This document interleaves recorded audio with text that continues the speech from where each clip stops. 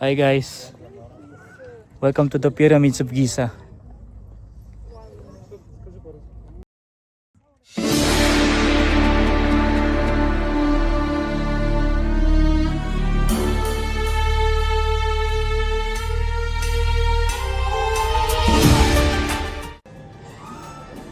So ito guys yung breakfast natin for today.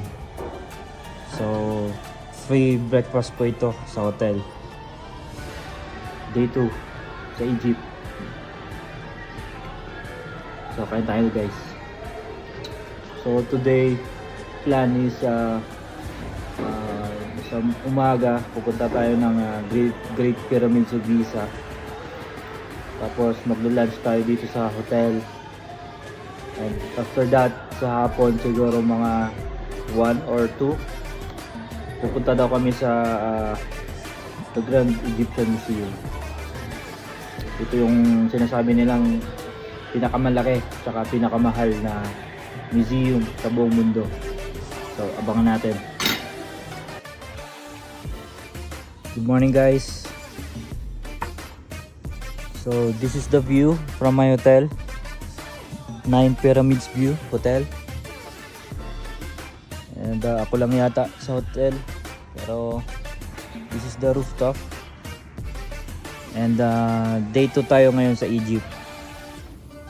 So mamaya pupunta tayo dyan sa the Great Pyramids of Egypt.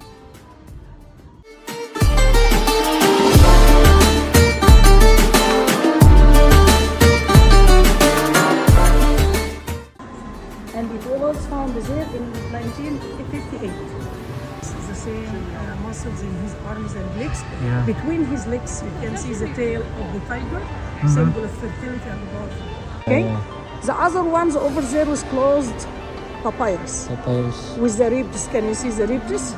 this, But normally we transferred it to the new stela. Look at the stela from here. It has like a story talking about the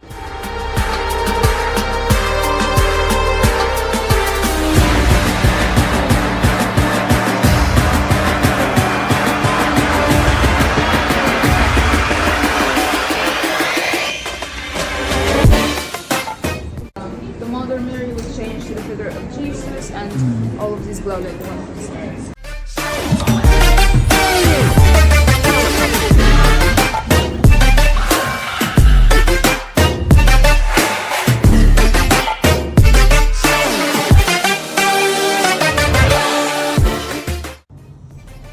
Hey guys, so this is my lunch for today. So hindi ko alam kung anong tawag nila dito pero mix daw to mix.